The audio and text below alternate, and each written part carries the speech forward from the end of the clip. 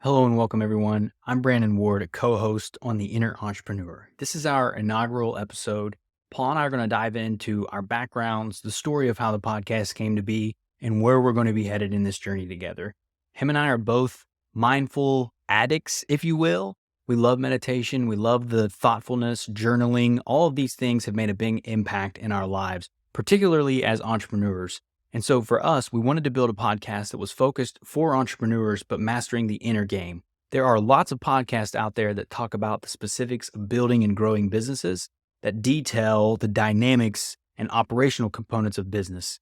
But very few of those podcasts nurture the inner components of being an entrepreneur, the struggles, the emotions, all the things that come with a work-life balance and the dynamic of being a successful entrepreneur.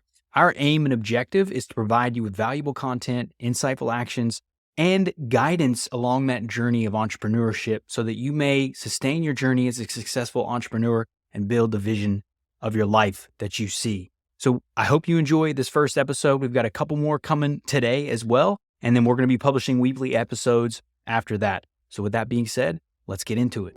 Welcome to The Inner Entrepreneur, a place where soul meets strategy and passion meets profit.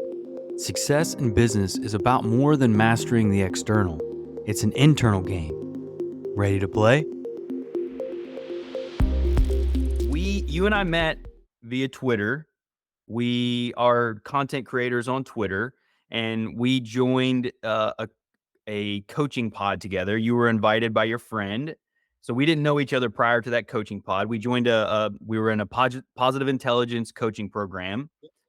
Which we learned a lot together. And I think it was a great experience. We had a cool little pod. We talked about all the things that we were learning about. And in that time, we built a bit of a relationship together. And in that time together, I learned that you are an entrepreneur, that you've been running a business for a couple of decades now, right? 3 decades. So 3 decades, there you go. But as individuals, you and I were both kind of on the same wavelength around mentoring. I've been drawn to entrepreneurship for the majority of my adult life. I've failed epically at many businesses and startups and all the things. And I've recently come into this idea and learned about what is known as boring businesses. And in that conversation towards the end of our coaching time together, you communicated to me that you actually run a boring business. That's what you've been doing for 3 decades now. So in our wavelength, whatever universal, whatever you want to call it, we had the idea to connect on that. I wanted to reach out to you and see if you would be interested in mentoring me as a young entrepreneur, getting to learn from someone like you and your experience. You also had the same kind of pull, right? You were going to reach out to me. It's true. It's true.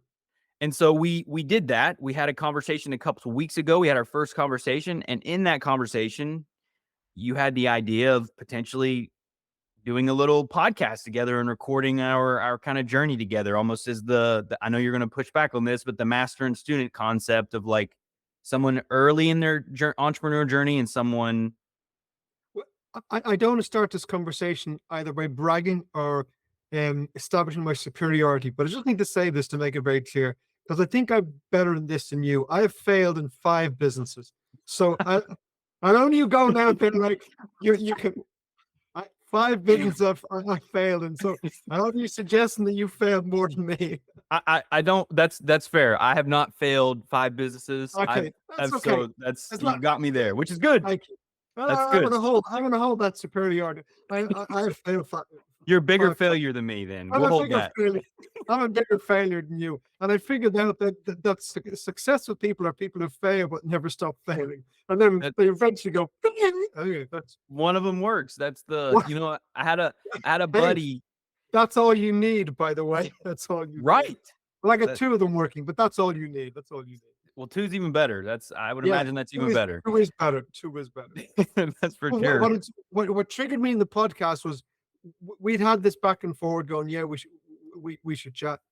And and driving around a couple of days before that, I knew you did a podcast. What's your podcast called again?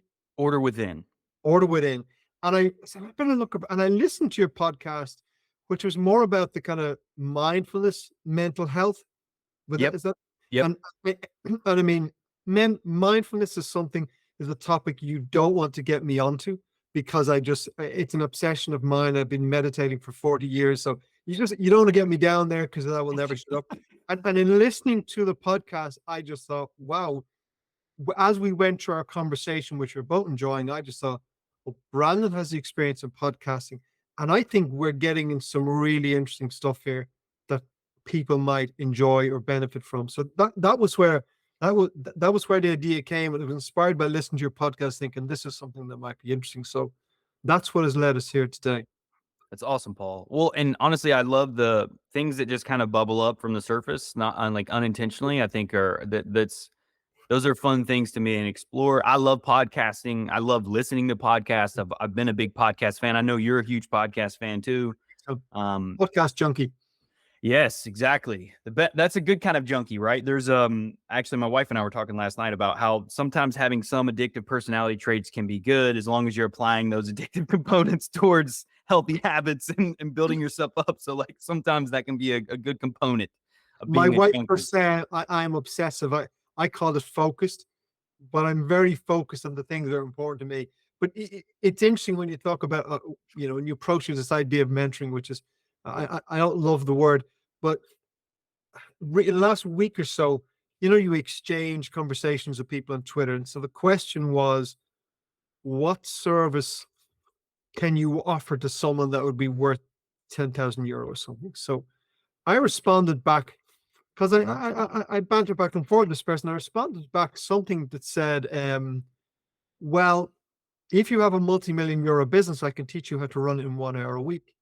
So I Mm. said, and I said, so I said, but that may be worth a lot more than 10,000 euro. So that was fine. Days later, the lady came back and she said something to the effect, well, what type of clients do you work with? Do you look for? And in her and by her coming back to me, I thought, whoa, slow down. I never said I was looking for clients. So I responded to her and I said, oh, I said I could teach someone how to run a multi-million euro business in 1 hour a week. I didn't say I would. I didn't say I would do it. And and it made me think because it's not the first time I've been asked or something like that. And mostly I go, business mentoring, no, I don't want to go there. And it's not the first time I've been asked. But to me, my answer was very, very interesting, and it gave me an insight into myself because my initial reaction was, "You can keep your $10,000. I've more fun things to do." So, and I thought to myself because I enjoyed our conversation, I thought to myself, but we talked a lot of business. So what is it? And you didn't offer to pay me 10,000 euro, which I'm very offended by. But So I'll just expect an invoice to come at the end of this then. yes, weekly, every week. So I thought to myself, what is it that if someone's going here, if I pay 10,000 euro, you'll do this, and I go, no, no, I won't. And yet I'm interested in doing it. So I thought to myself, what is it? And I said, do you know what? It's not. I'm not so much interested in business. I'm interested in the person someone has to become to run a successful business. Now Mm. that's what really excites me. And I ended up later in the week, I haven't published it yet, writing a thread on the 5 or 6 steps to running your business in this way. And as I was writing the 6 steps, and I got to the end of it, I thought, but here's the hardest part. The hardest part is becoming the person who can do that. And that's the steps are easy. I could list them off to you in 5 minutes. Becoming the person who can do that, that's the really hard part. But I realized that's what excites me. What excites me Mm. is someone wanting to become the person who can be the entrepreneur. And it could be anything, it could be become an artist.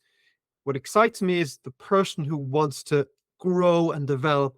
And it just happens that their work of art is building a business.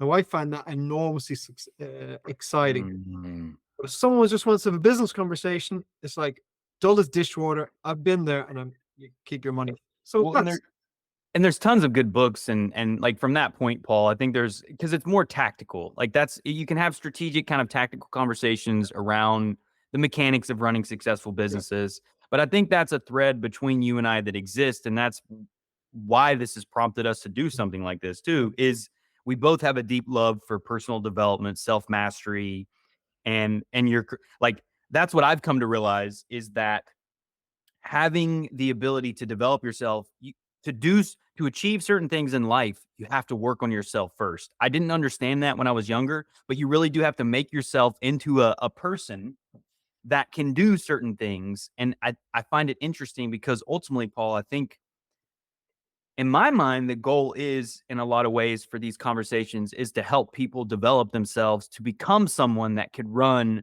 a business successfully in a minimum amount of time in a very strategic way, the way that you've learned to do over your career. But how can we help potentially shortcut some of that? What are some of those lessons along the way? And how does it always, because ultimately it ties back to us as the individuals who are doing the thing, who are trying to achieve the thing. And I think that perspective is very, it's empowering because it's not like you can spend your whole life worrying about and studying strategies and tactics and all this stuff. But if you're kind of jacked up internally, building something meaningful, at least something in a I think a fulfilling, healthy way is going to be very difficult if we're out of sorts, Yeah. right? Like, and I think that was something that when we talked in the past that was interesting about your journey and where you started and kind of where you are now is you were kind of internally a bit of a mess with dealing with the situation that you came into with your family business in a lot of ways, right? Like you kind of, would you say that like if I remember correctly, and we can kind of get in because I think it would be helpful, Paul, for listeners to understand kind of your arc of the journey. We can talk a little bit about. I'm super early. I'm like we'll talk a little bit about how I tie into this, but I think more. But like for you early on, I think what was very interesting to me is how you kind of had to reset your mind around your business and how you were thinking about it, how you had to kind of separate components of yourself and what you wanted in the business itself. Because if I remember correctly, the business you were running was actually doing pretty good, but you were struggling with the fact that you were running a business, right? Like, Well, do you want to? the arc for me was loving a business very early on, and maybe that's the entrepreneurial part, the foundation, the starting. Moving into hating is a very strong word, but being very miserable in the business for a long time, and I'm talking probably 10, 15 years or something, which is a long time to be miserable, but that's the stupid things we do. And then returning back to a love for a love for the business. So when I left, when I was about to leave school, my father wanted me to had an electrical contracting business. He wanted me to become an engineer so I could move into that business. And we had this sit down, father-son conversation, and then he goes, "I'd like you to now go engineering college, become an engineer, and then come in and come into the business." And I said, "Dad, I'm not going to college. I'm done with education. It doesn't. I mean, I'm not an academic. This doesn't suit me. I'm done with education. I'm 18 years of age. I want to work now. That's it. I'm gonna go. I'm gonna go and work." And he was frustrated with that because his background had been one where they didn't have a lot of money, and he would have liked to do lots of things that his family couldn't afford for him to do. So he ended up at maybe 14 years of age, taking a trade, becoming an electrician, and eventually founding his own business. So for him to be able to gift to me, go to college for 4 years, I was funded, blah, blah, blah, blah. And for me to go, I don't want to do that. He was going, "What? Are you crazy?" Um, and Yes. yeah, I'm crazy. Yeah. But his golfing buddy's son had just maybe gone to the previous year had gone to college. So he thought it was a natural thing. I don't know how I had the wherewithal to know it wasn't for me, but I just knew that that's enough for me. I've left school. I'm finished with it. We move on. So now he knew I wasn't going to move into his electrical contracting business, but never wasn't going to happen for me. And he said to me, "I have an idea. I have an idea that I want to start, or I can't remember if he'd already started, but I want to." He said, I want to move out of contracting in time, and I want to move into distribution." He said, and there was no business there. He hadn't. He said, "I want to set this up. Would you do this for me with me?" And I said, "Well, that sounds exciting." So now we're selling products to the industry. We're not, we're not hands-on doing the work ourselves, because that's kind of what I want to do. I see an opportunity, and he spotted an opportunity. And I said, "That's exciting." And that was very exciting for me because he was involved in contracting. He knew a lot of contractors, and we were now bringing in these products. And our first warehouse was literally a cupboard you put a couple of shirts in. That's a big one. I can still picture it. I can still picture the room it was. It was in a small room in a small house, and that was our warehouse. And it was a very to me, those early days were very exciting for me, but he was still heavily involved in this contracting business. My sister worked with him in his contracting business. I had nothing to do with that. I made it clear I wanted nothing to do with that business. I was rocking away in this, and it was largely just me. There wasn't much going on because it was just starting. It was largely just me. I had a bike that I did deliveries on. 18 years of age, and I did delivery on a bike. And it was a fun time. It was an exciting time. I was largely on my own also. So, I mean, I'm Mm, not saying my father wasn't involved, but most of my days was doing my own thing and dealing with customers. I enjoyed that time. But what happened over a period of years is that that business became more successful and became bigger, and therefore more people came into that. And eventually, my father, who ultimately wants to get out of contracting, said, "Okay, now I'm going to close down the contracting business. We're just going to all concentrate in this business." And my father had a dream that probably went sour, but a dream to bring all his children under the one roof into a business. So this stage, he brought my brother into the business as well. So, but now they all moved into what was a distribution business, and he closed down the contracting business, which was good for him, and it was a great plan for him.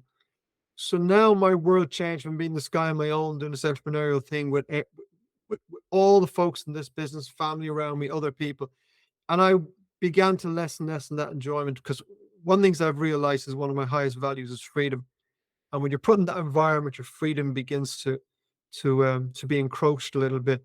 But this was now maybe 5 or 6 years into this journey, at which stage I was just newly married, uh, buying a house, and I was really focused on that sort of stuff. And so over the next probably 5 6 years or so, until I got into my early 30s, then eventually my father retired, left the business, wanted myself and my brother and my sister to run it, but that just didn't work out. That was just chaotic. My brother and sister are great, very intelligent people, very capable people, but they're not entrepreneurs. So you're putting a square peg in a round hole, but you were trying to get them to work with someone who was an actual entrepreneur. And it was just war. So, so I found myself in a situation now. I was married, had a mortgage, young family. So, but I'm beginning to find I've gotten to something that's not working out for me because I'm an introvert. Now, I like nothing more than being at home, my desk here, and I'll write or whatever, but I don't want to be engaged in a business much outside of that. But now I was very heavily engaged, and the family was imploding because it just wasn't working. And eventually, we decided that our decision was forced upon us. My father was gone from the business. Myself, my brother, and my sister couldn't work together, and so they left the business. They remained as shareholders in the business, uh, but they were gone from the business. It was just me. But also, when they left, if you can imagine, it was effectively all the management of the business walking at the door when they say, "Now you left of this business, and it's chaos. Your whole team are gone. You've got your staff," and it was a business in a complete mess. And it was a cultural mess because my father's very, very different to me, and how he approached business was very, very different to me. So I was probably in my early 30s by the time I was found myself in this situation. But now I have a family. I have a family. We were in the. I think we may have built this house or in the process. So you've all these responsibilities coming across you. My wife had left work because we'd moved down here to Wicklow, and so all these pressures coming upon me. Now, my wife was enormously supportive to me, but either way, I'd taken on these responsibilities, and it was enormous pressure. So during those years, I found myself in two things: one, running a business that I seemed to be doing very successfully. So the business was doing well, I was making good money. I was very happy with the income, but I hated it. Now I spent a mm, long time in that hating it. Spent a long time in that hating it, and I eventually emerged from that. The thing is, but I took myself to the wall before emerging to that. I mean, I literally sitting at my desk, I thought I was going to have a heart attack. I was wondering, will I get to the hospital in time before I drop dead? That's the wow. point of that's the point of pressure I got to. I was literally incredibly unhappy. I was going to my doctor, my homeopath, my what's going wrong with me, and no one could find anything wrong with me. Um, very long story until eventually I had an amazing aha moment to realize I'm fucking miserable because I hate what I'm doing. I'm doing something I shouldn't be doing. Oh, but the problem is, I now have a family, I have a mortgage, I have three young sons. What do I do? Their happiness is more important than my happiness. What do I do? And the transition moment, there were lots of transition moments, but one of the moments you spoke about, I think, or maybe we spoke about it before, was being on a business course and sitting beside people, and we all had our finances worked out because that was the prep for this. And looking to my left and looking to my right and seeing what people's incomes were because they had their net worth, and I had mine in front of me. And as soon as I saw theirs, close it over. I didn't want them to see mine. The reason I want to see mine is because it had conversation. We'd all had conversation because we were here to learn. So I was talking about how miserable I was, thinking, yeah, I'm miserable, but I'm earning 5 times what you're earning. That's it. So I closed it over, but it wasn't a aha moment because I can still remember clearly because the penny dropped for me as going, okay, so in our lives, there's a number of things we have to get in order, and in the world we live in, money is one of those things. So I have the money box ticked. I'm doing really well at that. I'm way ahead of most people. That's okay. You need to be happy also. I'm very happy in my home life, but in my work life, I am miserable. I mean, I'm very close to the bottom of this. But don't confuse the two problems. Is there a way in which I can keep the money box ticked? Because why start from scratch? Why join the bottom of the queue and start? It doesn't cause other problems. And how can I, and that was when I came across a guy called Keith Cunningham, who I've learned a massive amount from. And I realized here was someone who ran small businesses. When I say small, I mean business of 5 million plus. So I don't mean businesses of 200 or 300 million because they don't relate to small business owners. Um, and I began to realize that he knew how to run a business in a way I didn't. And I thought, okay, so I keep the income, I keep the business. I know it's hard, and I learn how to run a business properly. And that's the personal journey. Can you become the person that can do that? So that's It's a very long story.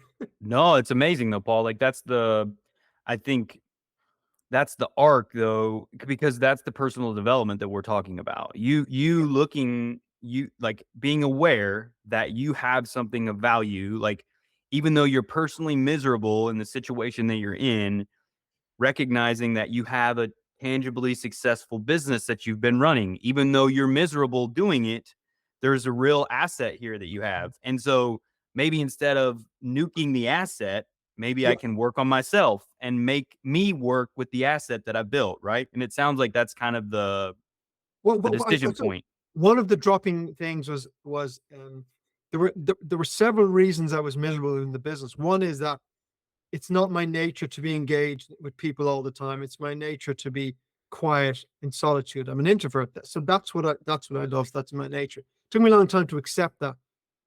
Because initially maybe I didn't accept that. I thought, well, I should be something different. When we live Uh, in a very extroverted driven world too, Paul, Even right? and you've responsibilities. You're a man. Get off your selfish ass and get out and do something. So I realized that, but also at the time, the culture in the business, the culture that I inherited was horrible. I mean, it was a horrible Mm, place to work, and it was a very aggressive place and a destructive. But that's what I'd inherited, and also it's what I believed successful people did. That's how they operate.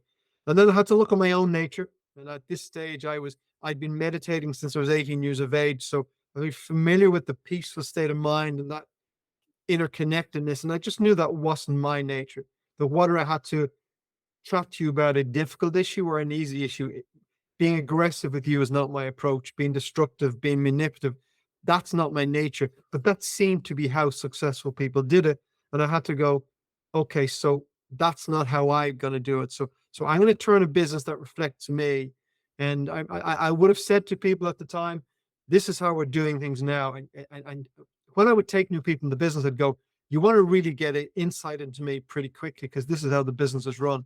I run the business to suit me. You will either go, I love this way of being in business, and you will love it here. And you'll go, I hate this. And then I'm not changing. So why don't you go work somewhere else? So that's kind of the approach I took. So So it took that's the personal growth. It took me time to emerge in an environment that expected something completely different of me. It took me time to emerge to go, hold a sec. This is me. This is how I engage with the world. It's how I engage with business. If you want to do business with me, if you want to work for me, this is what I expect. And by the way, I respect the fact that you want to live differently. There's loads of places to work, but it's not here. And it took me a long time to become that man. The personal growth is the hardest part of it, and to face up to other people's expectations of you, other people's expectations of how you should run a business. There's also the skills part. You have to learn how to run a business differently. And again, we spoke of being obsessive. When I want to know something, I obsess. So I obsess in everything I could learn about that. Mm, But everything I've learned, I nearly said useless, and that would be unfair. If we look at a scale of value of 1 to 10, the information I learned was incredibly valuable, but it only would have impacted a 2 out of 10 if I hadn't taken the personal journey. But mm. because I took the personal journey, I was able to take that information and take it from a 2 to a 10. But I would have been stuck at two if I could have applied the tools, but if I hadn't grown, the business wouldn't have grown and it never would have happened. Well, it's interesting you say that, Paul, because I think a lot the when we're running businesses or we're trying to achieve goals that we have or build a company or whatever it is, when we're stuck or we're struggling, we often look outside of ourselves. We look at the business itself. We look at how can I change? I need to hire different people. I need whatever. And that's actually a distraction away from the real work because no one who truly desires to do wonderful things in their lives, whatever that means to each of us, right? Which that's Mm. each we define what that means. But none of us can do excellent things without working on ourselves and doing that hard work initially because that's why there's this whole world that we live in and there's all these ways to escape that work and burying ourselves and building a business or working on our company is actually a way to escape that very important work of developing ourselves into the leader that we need to be because in my mind, Paul, what you're describing is your evolution as a leader and that's all driven by your personal development. Like you can be an introverted leader, but as Mm. you learned early on, the more extroverted, maybe more aggressive approach didn't align with who you were personally. And so you had to rework your company culture, what that meant to you. And then you had to go about doing the hard lifting, the heavy lifting of actually applying that stuff. You had to communicate that to your employees. You had to communicate that to new people that you're hiring. You probably had to communicate that to vendors and customers and all the things like, so that's a huge reset and takes a lot of courage and effort and kind of tenacity to your point. Like that's your single-minded focus that you're talking about. You can't achieve that if you're not single-mindedly focused in doing that work because that's a lot. I came home after a many years ago, maybe 15 years ago, maybe 20, I can't remember. Came home after a weekend away at a Tony Robbins event where I'd done a fire walk. And it was an amazing aha moment for me because when you do it, what it temporarily does is spins you into some sort of an altered state of consciousness. So to walk in hot coals at 2,200 degrees or whatever it was, 2000, you have to take your fear and take it down to here to enable you to do it. And when you drop your fear down to here, you're in an altered state for a period of time because you can do anything. And in that altered state, I was able to look at my life. And Tony Robbins does a thing called the Dickens process, where it's like you look at your past, your present, and your future. So I was now in an altered state. So my fear that's normally up here, I look everything through my fear, is now down here. So now I look at myself honestly. I mean, it's an incredible gift if you can to have. I can look at myself honestly, and I looked at the life I had and I thought, I hate this. And then I said, but then what he makes you do is compound it. Well, nothing will change. What will you be like in 1 year, 3 years, 5 years, 50 years, 15 years, 20 years? I saw this I saw this rich, old, miserable man. Yeah, sure, you Mm, built a business, you'd made lots of money. I actually saw an old maid, gray-haired, gray pallor, in a great suit, just this gray old man. This was the image I saw. And then mm, and it's horrible, and it gets you into an emotional state where you have embedded this. And so I had a sense of certainty. If I stay in this path, that is who I am when I'm, say, 70 years of age, 75 years of age. And then it goes, okay, well, what if you stepped onto a different path and created the life you wanted to live? the life congruent with who you are, what would that look like? Well, I start seeing a very different journey. I start Mm, seeing a guy full of life, full of enthusiasm, full of passion. And I saw a guy then living an amazing life, but getting to the end of that life, and this guy, the gray guy, getting to the end of life is going, I never lived. Other mm, guy getting to the end of life going, what a ride. That was something else. So the beauty of that was that I got to experience both. And I said, I don't know, I don't care what the cost is. I'm walking this road. I'm never walking that road again. So that was an incredible aha moment. The interesting thing is though, my life began to change enormously from that moment because I just made a different decision.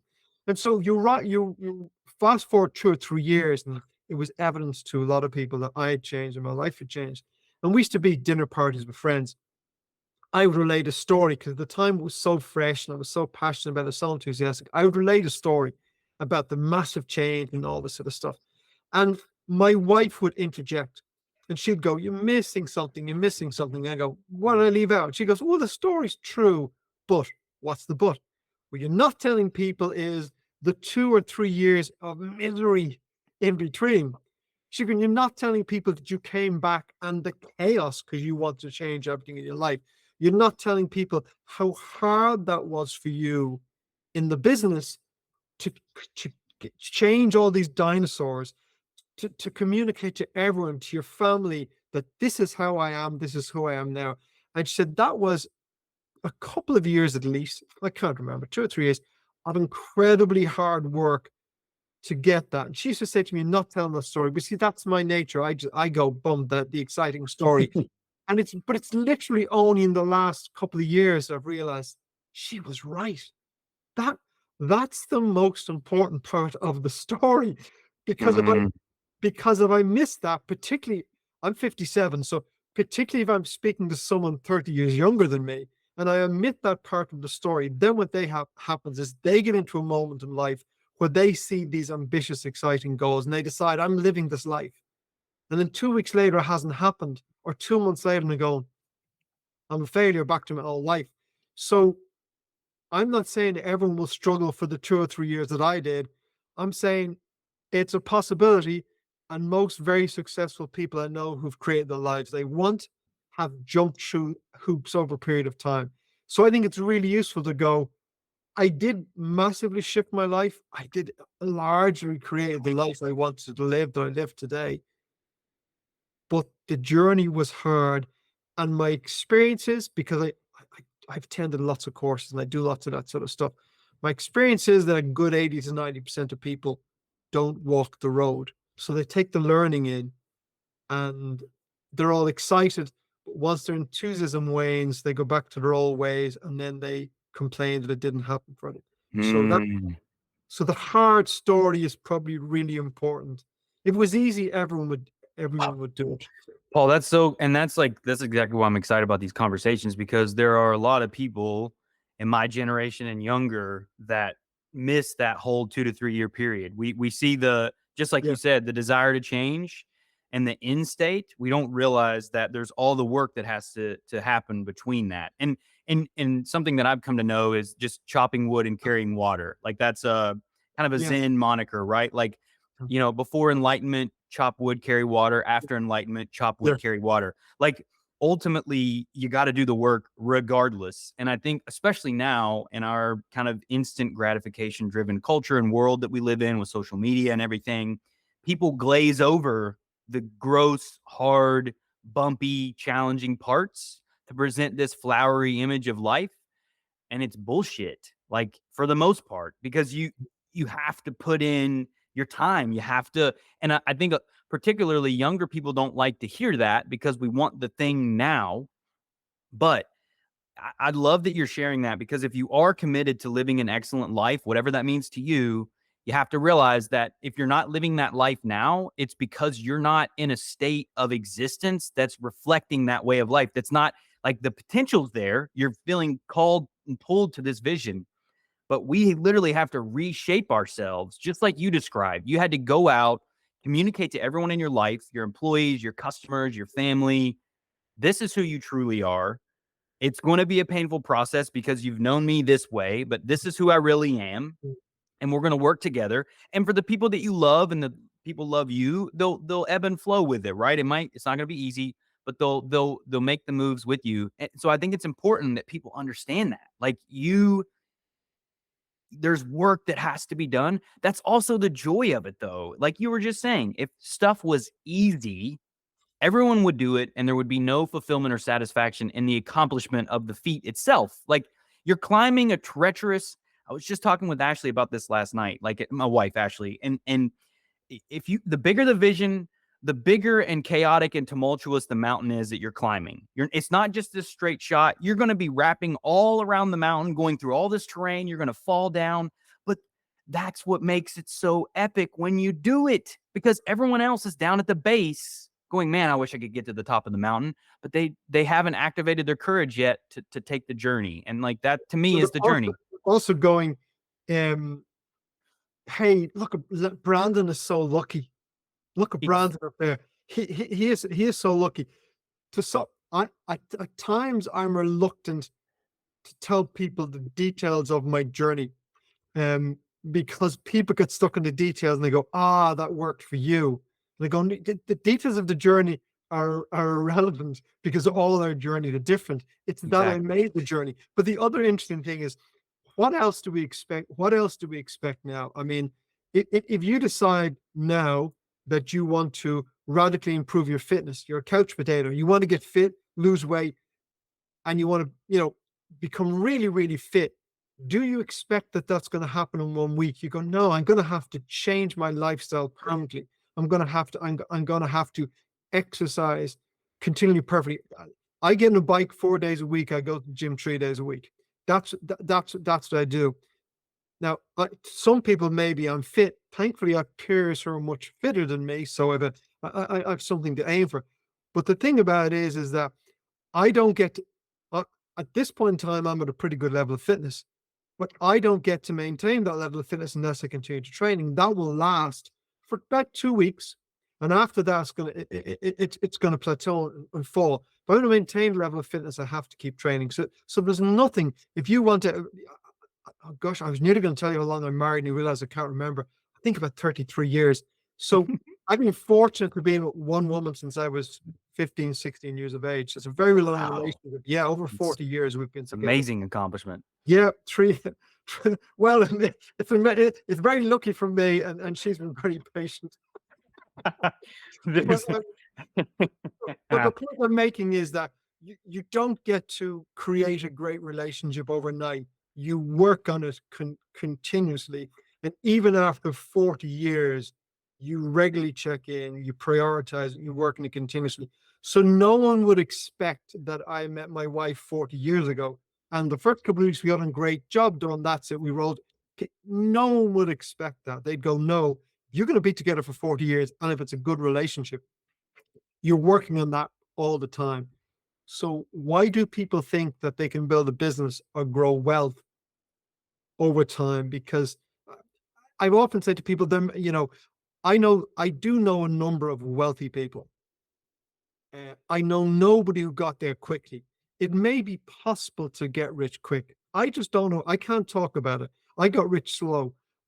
So I can't help anyone who wants to get rich quick. I'm not saying it can't be done. I just don't know anyone that's done it, and your odds are very, very slow. But when we first spoke first, one of the things that I thought, Brandon will do this, and apart from your passion, enthusiasm, vision, all this other stuff, but what you said was that, you know you accepted the fact that certainly for the first 18 months, 2 years, you were going to be hands-on in every part of this, but you were going to be the worker. You were the Mhm. worker. You would be doing all the work. And if you set that up properly, and that got and all working properly, then you would look at maybe bringing someone in and moving on to a new franchise. And and then you realize, oh, I have to do the work, do the work again. And but the willing, and the other thing you said is not only were you willing to that, but you would enjoy that. I thought, okay, now he understands that if I'm going to enjoy the process, you will love the outcome, but if you're not enjoying the process, because if you just want me to pass some nuggets of wisdom to you so you can skip right to the end and go, I can't help you with that, bud. But if you're gonna work it, if you're gonna walk a road for many years, well, maybe I can help you with that because you might come across some road signposts and go, what the hell's that? And I go, yeah, yeah, we all get there, that's part of it. But that part, so yeah, there may be a whole audience just go, I'm not interested. Tell me how I can become a millionaire in 6 months. I can't because I didn't do it. I'm not going to talk about anything I didn't do. Um, I but love that, Paul. I I love the concept of getting slow rich too, getting rich slow. Like I don't think it's more practical. It's the way the majority of people do it too, to your point, right? I don't know anyone personally. I know some wealthy folks. mm, It took them a long time to do it. I don't know anyone that's been an overnight success. And I mm, think even the people that are overnight successes, that's actually a media shift on their story. mm, If you really look into the weeds and go into it, they had been at that thing for several years before they had a moment that spiked. Like yeah. the viral moment is a thing that's attractive, but people don't realize is that you eat shit often for many years before you have that moment too, to your point, right? Like it's the without that work, without the willingness to kind of roll up our sleeves and get into the mud a bit and do the work itself, it's going to be really hard to build anything, I think, of substantial wealth or meaning from that perspective. I don't, unless you're scamming people, maybe that's the way to do it. But Yeah, I mean, I just don't know any other way. And I changed my name on Twitter recently to the Mindful Millionaire because I've been thinking for a long time what to call myself, and I was really reluctant to do. We spoke about this earlier. This notion of talking to people what you have and bragging is something I'm very uncomfortable with. And I was trying to find something with it, and I was very reluctant to use the word millionaire because it's just not something I use. But if you want attention from, if you want people to listen to you, maybe it's something you need to do. But I think the thing about it is that I tried to communicate to people that I I did that over my entire working life. I didn't fall out of bed one day and become financially successful, financially independent. It just didn't happen. It happened over a long period of time. But many years ago, I was sitting with a friend of mine, and we were having a conversation about goal setting. My wife had just left her job, and she did a very good job. She was making more money than I was mm, to look after the kids. But we knew long term I probably more career potential. So we said she was out, but so I sat down with my friend, and I think at the time I was earning maybe 20,000 Irish pounds as they were at the time. And I set a very ambitious goal, which seemed extravagant to me at the time. He said, well, what's your goal? I said, my goal is to earn £50,000 a year. And it was like, boom, that was something else. Um, Now the interesting thing is I set that goal and went about achieving it. Two things struck me. One was that I eventually got there. And I can't remember how many years it took me to get there, but I got there probably quicker than I thought. But the interesting thing that I hadn't realized when I set the goal was that I was at 20 and I set a goal for 50. So 50 was where I was going. But I was at 20. So when I get to 25, things were just a little bit better because I had more money. When I get to 30, this is nicer still. 35, 40. So although let's say it took me 2 years to get there, 3 years, I can't remember. But I had thought there's a starting point and a finishing point, and there's not. There's a journey. And if I'm going, I don't have enough at 20 because my wife's not working. But by the time I get to 25 or 30, which wasn't that far away, things were beginning to ease. We had a little bit more. So there is a journey, and it's not starting from here and getting to a point where I'm financially independent or very successful. It's like all along that journey, if you're pushing, you're incrementally getting better. You feel it's like the fitness I was talking about earlier. If you're on a couch potato, in a month's time, 6 weeks time, you'll have lost some weight. You'll feel a bit fitter. You will feel bloody good compared to where you were before. You're mhm. maybe not running a marathon yet, but you're gonna feel good. So I think one that's important also. Although the road to what you're building may take a long time, you get to enjoy a lot of it along the way because you're moving away from where you were. that you didn't want to be, or your starting point, and you're getting closer all the time. And what I can say 30 odd years later is I haven't found the end point yet. I Yep. haven't found the end point because to me, I'm embarking on a journey that I'm really excited about and buzzed up now. I was in a class last week, and I got up at 2 a.m. in the morning to attend this class. Whatever part of the States it was in, I wanted to attend a live, it was from 2 to 4 a.m. I got up at 2 a.m., did the tour of class, went back to bed. My wife's gone like, what sort of crazy are you? What sort of crazy are you? You clearly don't need to do this. You don't need to work. And you're getting in a bed to do this and go, I'm just doing what I love to do. So the journey never ends, but hopefully the traveling improves along the way. Exactly. And I think, Paul, I think that's a great point to anchor on, because in my mind, what you're describing is the growth mindset and everything that it represents. And that was a big shifting point early in my late 20s for me, was recognizing or maybe it was my early 30s, recognizing the difference in the growth mindset and realizing that when you shift the way you look at things, problems, challenges, limited knowledge, not achieving the things that you want to do, instead of thinking, oh, I'm a failure, oh, I'm not capable, oh, I don't have the talent or the skills, and turning that around and saying, you know what? If I'm committed to the work and willing to learn, there is no such thing as mistakes. There is no such thing as failures. There's only lessons and learnings along the way. And life becomes a journey of growth and evolution that ideally never ends. We just continue on. And if, depending on what happens after this life, we just carry on in that evolution of growth and betterment and empowerment, if you will. And that's the change, though, is recognizing that life is a journey, and that when you're what I learned too, Paul, is internally I was very unhappy and unfulfilled.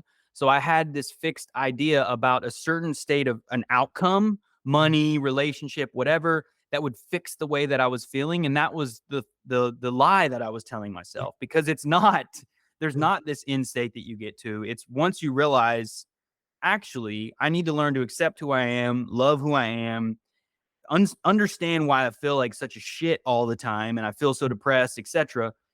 Get into the root of who you are and then allow that person to bloom out, man. Like, become who you are and live your life to where your life becomes an expression of all that you are. So for you, that story you just told, you're getting up at 2 a.m. not because you have to or you're stuck, but that's the expression of your growth and the things that you love to do and the journey that you're on. And you're viewing your life as a journey. I mean, honestly, Paul, it's a blessing from my perspective that there is no end state. That, and once you change to realize that it's the journey itself that makes life so enjoyable and fulfilling, and that shit's hard and there's all these lessons, once you shift your mind to that, though, anything really does become possible. You realize that there's nothing you can't learn if you're willing to put the time in at it and work at it. The vision of life that we have can be as big as we want, as long as we're willing to view it as that journey and do the work along the way and really embrace the ride. I think too much is focused on the outcome. Like you just said, like, once you hit that 50,000 pounds a year, now you move the next target. Like, let's keep going. What can we do now? Like that becomes an addictive kind of growth component to where you're evolving, you're growing, and you're changing. Like, the process, again, the process. We got to love the process. I didn't get that when I was in my 20s. I was only thinking about outcomes and I was miserable. And it wasn't until you start shifting around, realizing the journey is what it's about, that you let go of the outcome. You obviously want to set targets, right? Your milestones along the Yeah, way, of like course. you Yeah. mentioned, because those are the markers that make you, like, that ensure that you are going in the direction you want to go, because that's important. And You this is need also, both. you need both, right? You Exactly. need both, yeah. And that's also why I'm excited to have this relationship with you and us to be on this journey together, because as I'm on an entrepreneurial journey, you can help with others like me who are on this path too, and say, hey, you know what? Actually, that path there is a distraction. Be careful with that path. Stick where you are and kind of pivot away from that. So, because there's all these forks in the road that we all come up against, and you're like, let's try it. And you go and you get burned. Ideally, in fruitful mentorships, you have somebody that can be like, dude, I got burned 20 times doing that. You can get burned if you want, or you can learn, and we can learn from those mistakes together, and kind of not shortcut, but shorten the pain a bit, if you will, and just get us closer to that vision that we have. I think that to me is an ideal kind of mentorship. Hopefully, what we're going to be doing here together with our conversations, you know? To me, a mentor encourages you to be yourself. That's that's because if I look at my journey, and I had several different mentors, and each of them were encouraging me to be more to so the answers were all the answers were always within me. I don't mean particular operational answers in the business where you get advice. I mean the answers to what was next in my growth and what I did were always within me. Mm, Sometimes I needed to bounce it off someone to give that space so that they could reflect back to me that I already knew what the mm, answer. Mostly when I faced big challenges, I already knew what the answers. I didn't have the courage to confront it. Uh, mm, and when you have the courage to confront it, then you're a step closer to dealing with it. But I think where most of society is in the place where they're not acknowledging these things, they're distracting themselves with everything mm. else, and they're not confronting them, not confronting themselves. I suppose. Um, That's deep wisdom, Paul, right there, man. That's some deep, because that it like when once you realize that the biggest enemy that we face is ourselves, it the game completely changes. Like an enemy is maybe a strong word, but it's like the obstacle that we face is within us. It's outside of us is the distraction that makes it, like, that tricks us into thinking that we have to fix stuff outside of ourselves. Sometimes you have to reflect and you're like, you know what? I'm deeply in debt. I need to take care of that.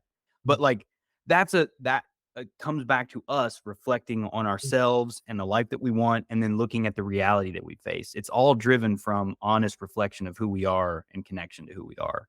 I think that's super I think what powerful. happens is this reflection of who we are, what we really want, why we're really here, what really matters to us. They are innate questions for us all, but we grow up in an environment that doesn't encourage you to ask that. We grow up in an environment where you're told what to do. You need to be told some things, but Yeah. you grow in an environment where your parents, society, religion, school, employers, there's a full world telling you this is who you should be, this is how you should think, this is how you should live. Um, and really, what we got to get back to is who am I? What matters to me? Can I accept that maybe I'm different to the rest of society? But who do I want to be? Who am I? When you approach life from the point of view of who am I? What really matters to me? And you make your decisions on that basis, I think you make a lot less mistakes because a lot of the mistakes, and I talk purely practical business investment mistakes, a lot of those mistakes were made from a me that wasn't really me. Had I been truly deeply connected to what I really wanted, um, I, I saved myself from complete and absolute financial ruin in 2007. Um, and at the time, I was about to invest in about, I can't remember, 5 or 6 million euro in a premises not far from where our offices were based. Um, we'd pretty much decided to do it. We'd gotten all the ducks in line. We're buying this 6 million euro business. It was an amazing facility we were moving into. Um, and that day I'd been in my office and my father was there and our auditor was there. And the conversation was having about making this investment. At some stage, the conversation went on between my father and the auditor because to some degree, stepped back and I listened to the conversation. And I thought, these two guys are having this conversation, but I'm the guy that's going to have to do this. So they'll have the conversation and leave the room and then leave it with me. And something dropped. So I got in my car and I drove home. It was a lovely summer's evening, and I live about 45 minutes from my office, and I live in the countryside. And as I pulled up, got to my gates, and my gates opened in front of me, and I pulled into the driveway. And as you pull into the driveway, which is just out here, on a on a clear day, you can see the ocean.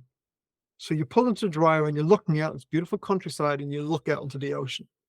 And as I pulled into the driveway, I thought, God, how blessed I am to live in such a beautiful place. This is, and I thought, and I'm going to walk into this house, and I have a lovely wife, and I have three beautiful children. How blessed am I?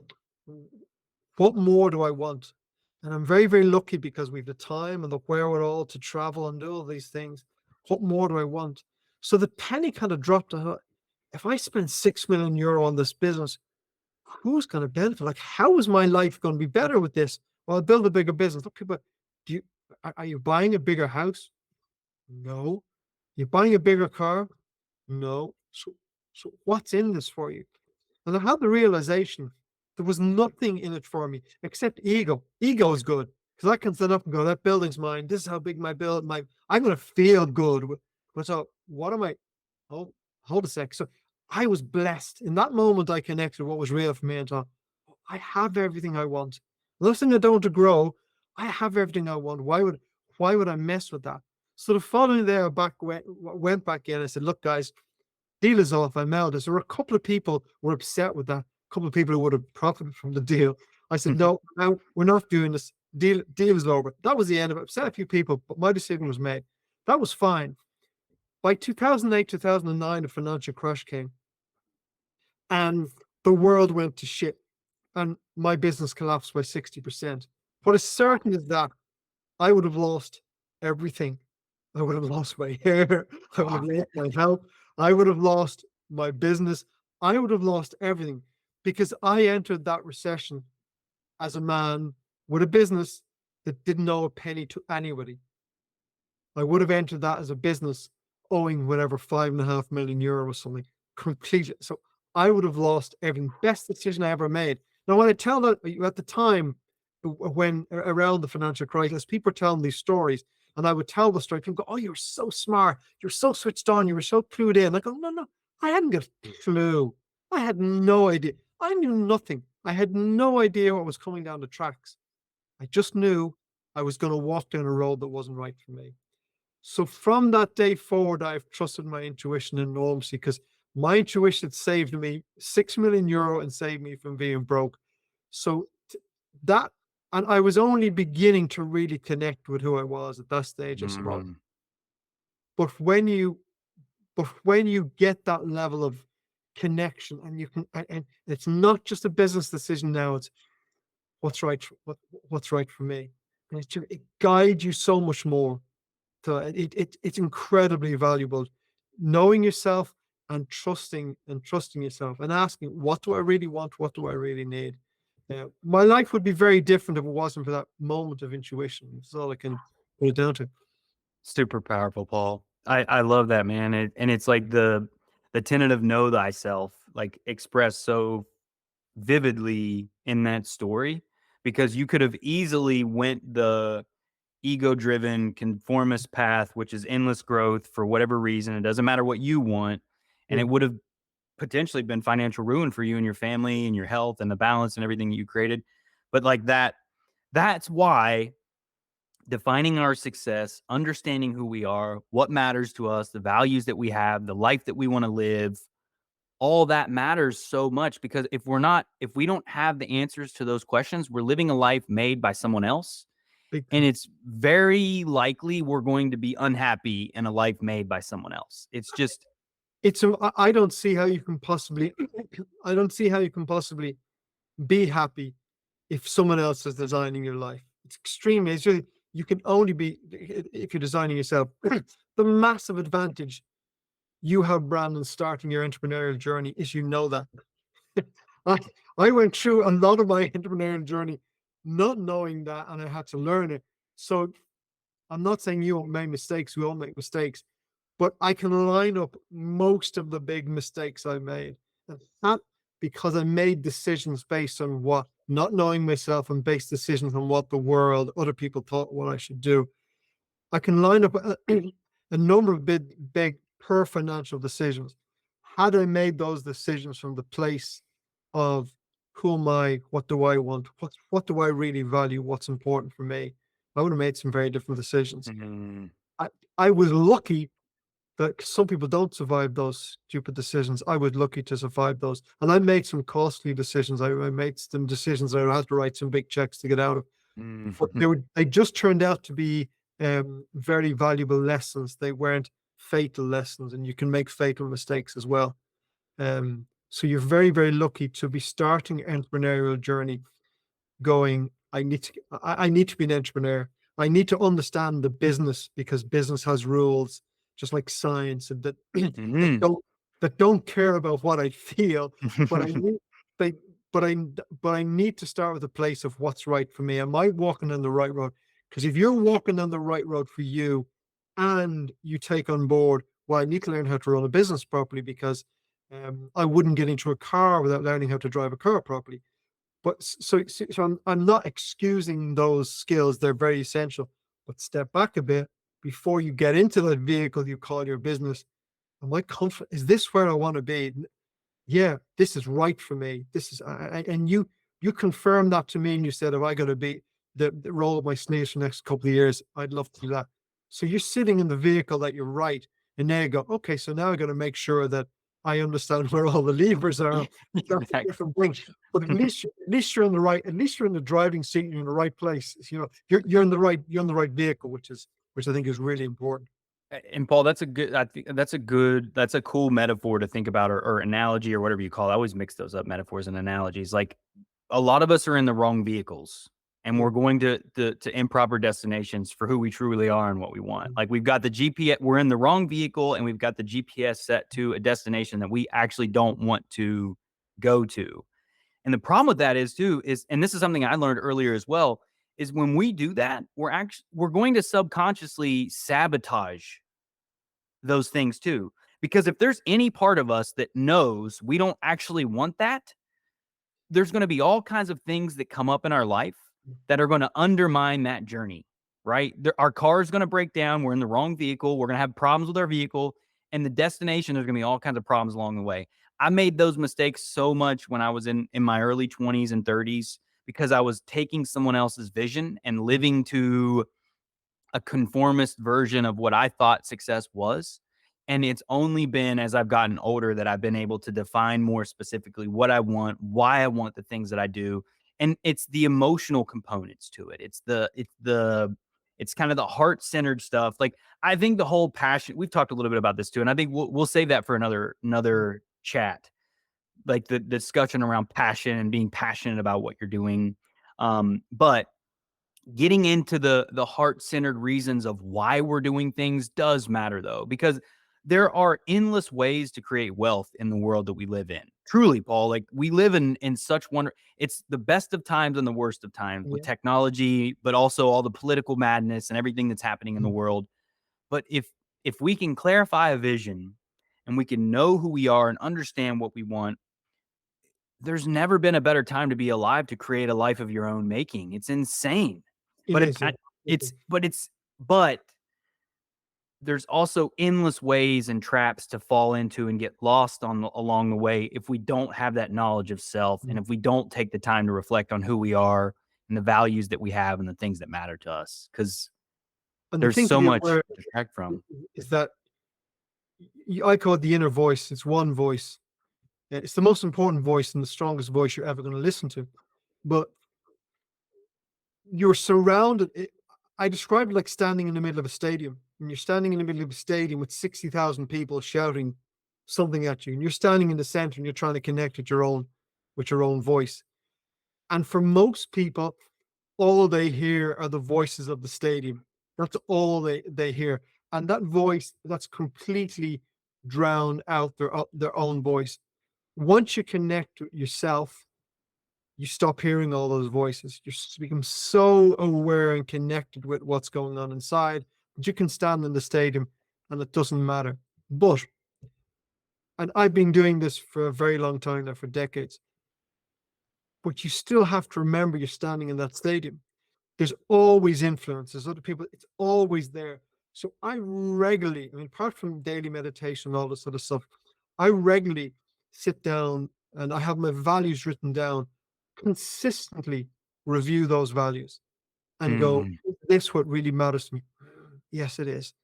So I continually, and then sometimes I'll start from scratch and go, "If I had a clean sheet here, what are my values? What's important to me?"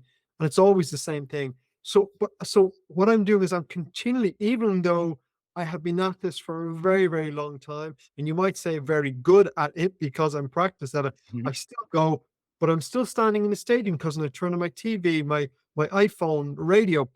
The influence of the world or other people's opinions is there all the time, and I've got to connect to my values because when I connect to that, it's not that I don't want to hear. We can have a great conversation. And I can listen to your opinion. I can learn a lot from that. But it's always got to be reflected back to. So I'm not shutting that out, but it's always got to reflected back to what's right, what's right for me. And most people I meet in the world are disconnected from that. And that's the most important thing, to reconnect to that center, that self, and make all decisions from that place. Because Mhm.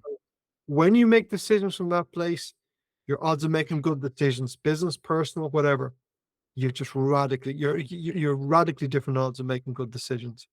Oh, man, that's awesome, dude. That's so on point, Paul. And I think that's a great ending point to our first conversation here because I think the loud message is you got to connect to who you are. You got to know who you are. You got to know what you want because there's endless noise in the world and it's so easy to fall into traps and get distracted by all that noise and listen to all those voices around us. And like you said, I think the stadium analogy is great because all those people in that stadium, it's the news, it's your parents, it's your education systems, it's all that noise consistently that we're having to filter through. But like you said earlier, as you do the work, that stuff becomes less and less loud and it's that inner voice. That inner voice is still, it's calm, it's always quiet, and it always will be. It's a whisper. And we only get to that voice when we silence and settle and sit with that and move into it.